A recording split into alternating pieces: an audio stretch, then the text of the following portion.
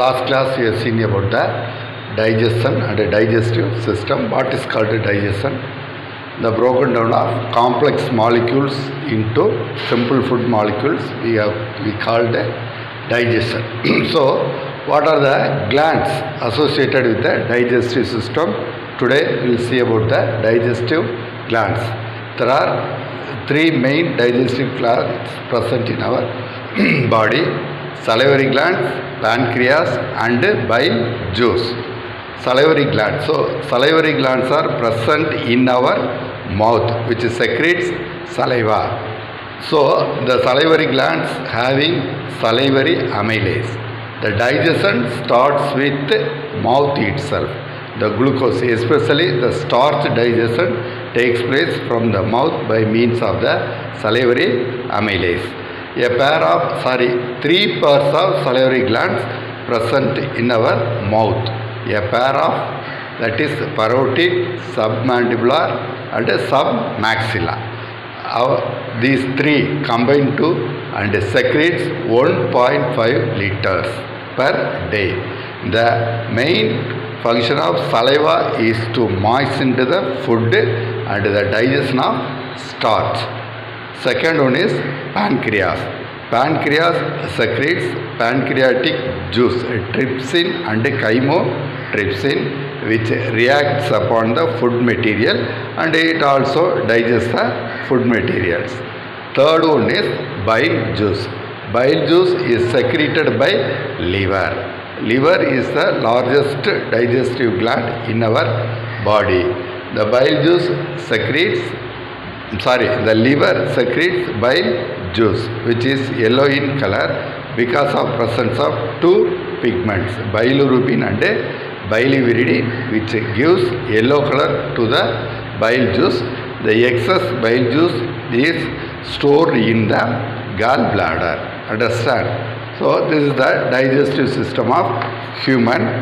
The digestive starts with mouth, esophagus, stomach, small intestine, large intestine, rectum and anus. So this is the digestive system of man. Understand? Then second one is respiratory system.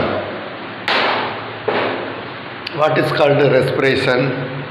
In the 4th standard you already studied intake of oxygen and exhaling of carbon dioxide. We are called as respiration. Understand? The main principal respiratory organ are nothing but a pair of lungs. A pair of lungs, which actually we are called as the respiratory organ. The respiration is divided into three, that is airway, lungs and muscular respiration. So airway means the passage of air takes place which path, that is external nostrils, internal nostrils, that is external nostrils, internal nostrils, then pharynx, then this is called as larynx. Larynx means voice box. This is trachea. This is trachea. This is called as bronchi. This is called as bronchioles, which ends within the alveoli. Understand? So the trachea branched out into two and ends in two lungs.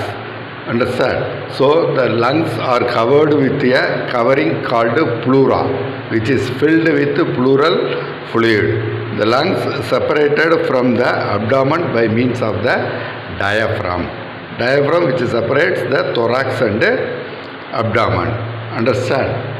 These are the main respiratory organ are nothing but that is lungs. Understand? So the gas passes from, that is oxygen, passes from external nostrils, internal nostrils, trachea, then bronchi, bronchioles and ends with alveoli. Understand? So what are the muscles involved in respiration are nothing but intercostal muscles. These are the intercostal muscles, which is divided into external intercostal muscles and internal intercostal muscles, but both are involved in pump and push the air into and out of the lungs,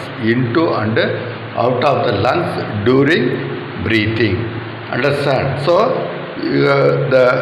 which is covered with the lungs, that is pleura, which is filled with the pleural cavity.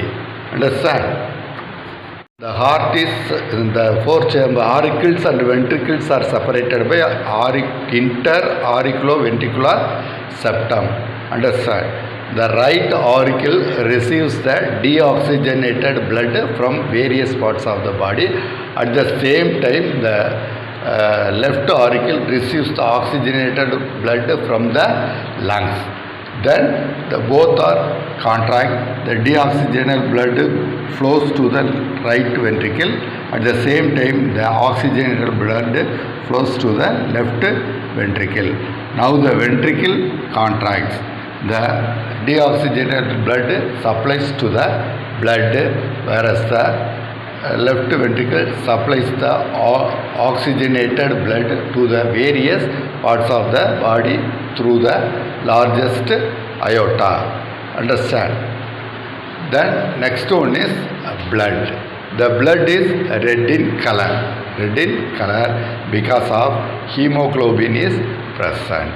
Understand? Hemoglobin is present, which gives red in color. And the blood is also called as a liquid tissue or vascular tissue.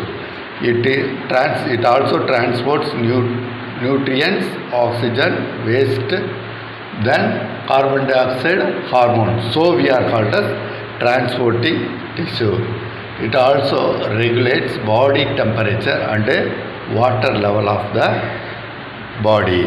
Understand? So the RBC having no nucleus in man, because mostly these are occupied by oxygen.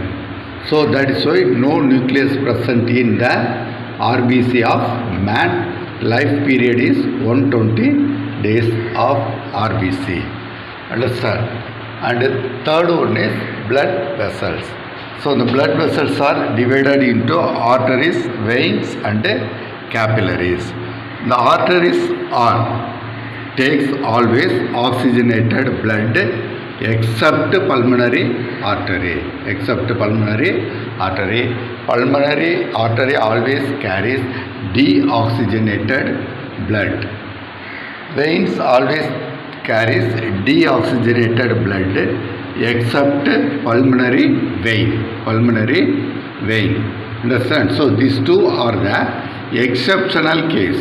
Exceptional case means vidhivilakku. So arteries always carries oxygenated blood except pulmonary artery. Understand?